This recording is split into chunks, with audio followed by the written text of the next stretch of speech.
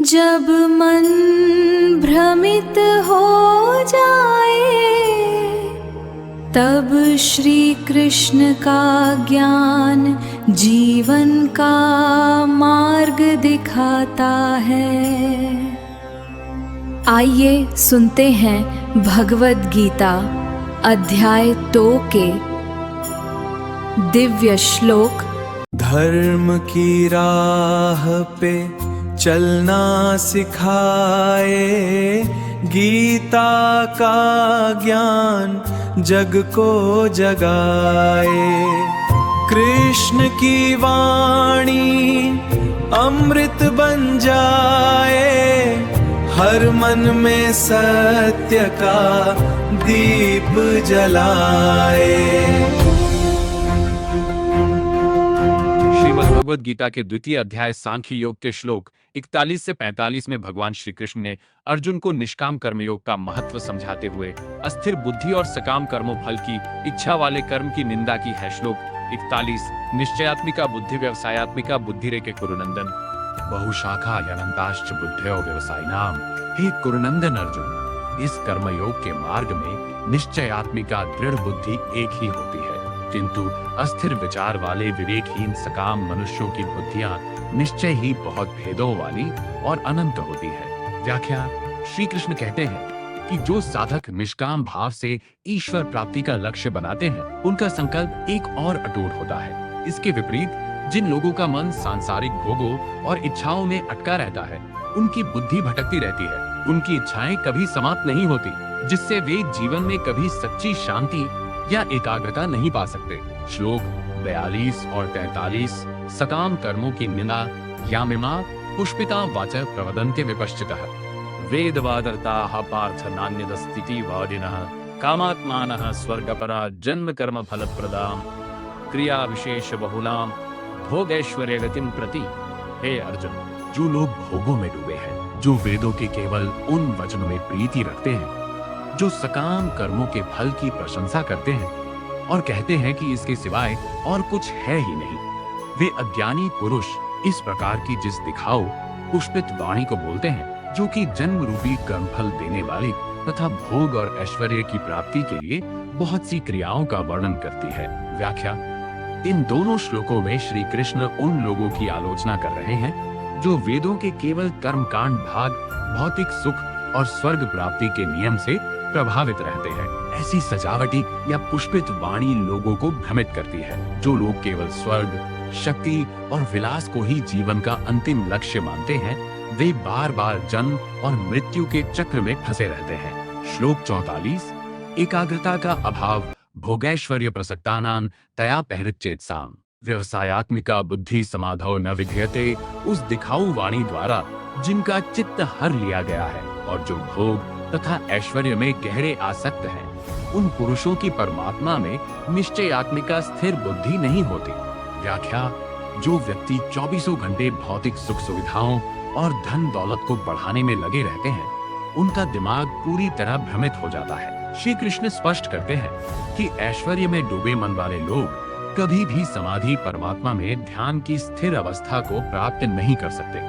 उनके भीतर आत्म साक्षात्कार के लिए आवश्यक दृढ़ संकल्प उत्पन्न ही नहीं हो पाता। श्लोक 45। तीनों गुणों से ऊपर उठने की प्रेरणा त्रैगुण्य विषया वेदा निस्त्रैगुण्यो भवार्जुन निर्द्वंद्वो नित्य सत्वस्थो निर्योगक्षेम आत्मवान। हे अर्जुन, वेद मुख्य रूप से प्रकृति के तीनों गुणों सत्व, रज और तम के कयों का वर्णन करते हैं। तुम इन तीनों गुणों से ऊपर उठो, सभी द्वंद्वों, सुख दुख, लाभ हानि से मुक्त होकर निरंतर शुद्ध सत्वगुण में स्थित रहो और योग क्षेम पाने और रक्षा करने की चिंता से रहित होकर आत्मपरायण बनो। व्याख्या। श्री कृष्ण अर्जुन को सांसारिक बंधनों को काटने का अचूक नुस्खा देते हैं। वेदों का कर्मकांड मनुष्य को प्रकृति के 3 गुणों सत्व, रज, तम के दायरे में रखता है। श्री कृष्ण अर्जुन को इन सब सांसारिक सीमाओं को लांघकर शुद्ध आध्यात्मिक चेतना में स्थापित होने के लिए कहते हैं। जब मनुष्य लाभ हानि की चिंता छोड़ देता है, निर्योगक्षेम, तब वह वास्तव में आत्मा में स्थित होकर परम शांति पाता है। यदि आप इन श्लोकों के व्यावहारिक जीवन में उपयोग या कर्मयोग के अगले श्लोकों जैसे श्लोक 47, कर्मण्येवाधिकार रास्ते को भी समझना चाहते हैं In तो Bhagavad मुझे Gita अवश्य बताएं। 2.41:45, Krishna instructs Arjuna to develop a single focused, unwavering mind directed towards spiritual goals rather than being swayed by materialistic desires and superficial Vedic rituals.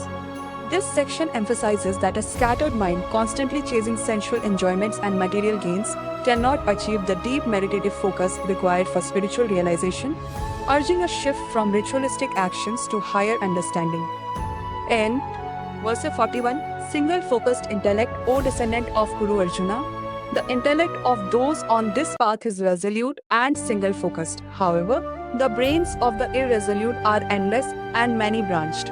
Explanation. Krishna explains that a seeker focused on self-realization possesses a single unwavering goal. Conversely, those driven by material desires lack direction. Their thoughts split into countless branches as they chase endless worldly goals, preventing internal peace. Verses 42 and 43. The trap of materialistic rituals. O Arjuna, the unwise, who delight in the flower words of the Vedas and claim there is nothing beyond them, are full of worldly desires. They aim for heaven and speak words that award rebirth as the fruit of action, prescribing various rituals for attaining pleasure and power. Explanation. Krishna critiques individuals who interpret scriptures superficially. They focus only on rituals that promise heavenly rewards, wealth, and power. These grand flowery promises trap the soul in the cycle of birth and death, distracting it from the ultimate spiritual truth. Verse 44. Obstacles to meditation. In the minds of those who are deeply attached to pleasure and power, and whose judgment is stolen by such flowery words, the resolute intellect required for steady meditation is never established. Explanation. Attachment to luxury and social status blinds a person's deeper intellect. Krishna clarifies that anyone obsessed with material comfort cannot develop the deep focus needed for samadhi, unwavering absorption in the divine. Their minds remain too unstable for spiritual growth. Verse 45. Transcending the three modes, the Vedas deal mostly with the three modes of material nature. Rise above these three modes, O Arjuna. Be free from all dualities. Establish yourself eternally in pure truth, free from the anxiety of acquisition and preservation, and remain centered in the self. Explanation. The material world operates under three qualities: Sattva goodness, Rajas passion, and Tamas ignorance. Traditional rituals cater to these levels. Krishna urges Arjuna to rise above these earthly bondages by ignoring dualities like joy and sorrow, and stopping the stressful race to acquire and protect assets, Yoga Kshema. One connects directly with the eternal soul. आज के जीवन के लिए सारे एक लक्ष्य पर ध्यान केंद्रित करो। लालच और दिखावे से बचो। मानसिक शांति बाहरी सुखों से नहीं, भीतर की स्थिरता से मिलती है।